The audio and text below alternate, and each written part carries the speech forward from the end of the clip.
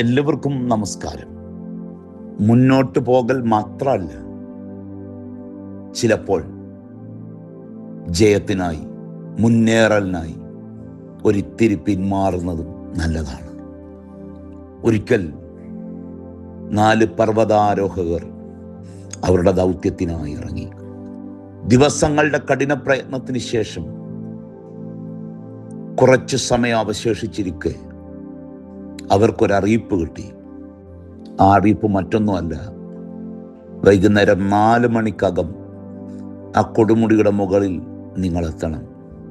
അത് കഴിഞ്ഞാൽ അവിടുത്തെ കാലാവസ്ഥ ദുരിതമയമാകും, ജീവൻ തന്നെ അപകടത്തിലാകും.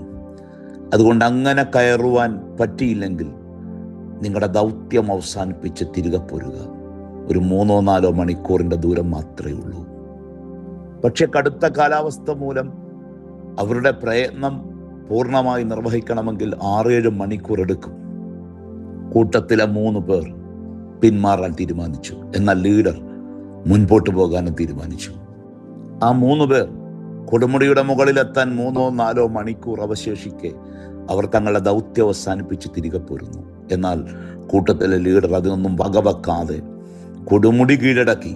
പക്ഷേ തിരിച്ചിറങ്ങാറാകുമ്പോഴേക്കും കാലാവസ്ഥ വളരെ മോശമായി. അവിടെ അയാൾ മരിച്ചു വീഴുകയാണ്. അവിടെ ഏതു തീരുമാനമാണ് നല്ല തീരുമാനം? ആ 3 പേർ പിന്നീട് ആ കൊടുമുടിയെ പലവട്ടം കീഴടക്കുകയുണ്ടായി.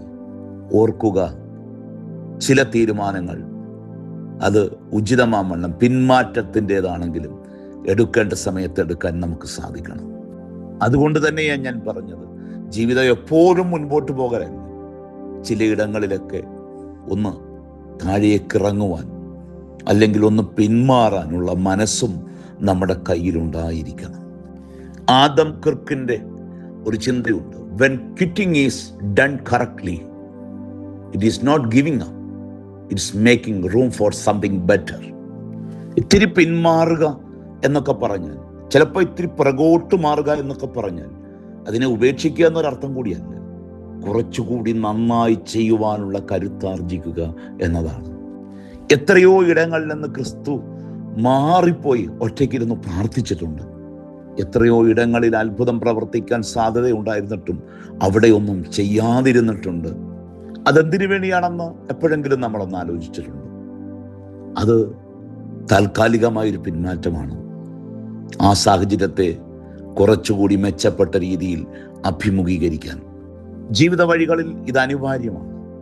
ചിലയിടങ്ങളിൽ മിണ്ടാതിരിക്കുന്നത്, ചിലയിടങ്ങളിൽ നിന്നൊരു കല്ലേറു ദൂരം മാറിയിരിക്കുന്നത്, ചിലപ്പോൾ ചിലതിൽ നിന്ന് പിന്മാറുന്നത് ഒക്കെ അത് ഒന്നിനെ ഉപേക്ഷിക്കലോ നിഷേധിക്കലോ അല്ല.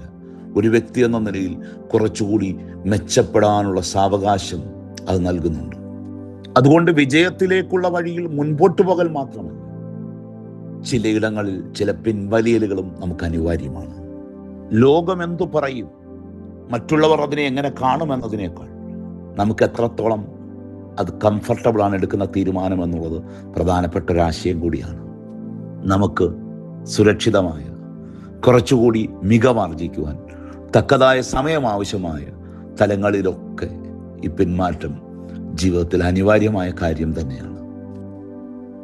അത് തിരിഞ്ഞോടലല്ല, തോൽവിയല്ല, കൂടുതൽ ഊർജം ആർജിക്കാനുള്ള ഒരുക്കം തന്നെയാണത്.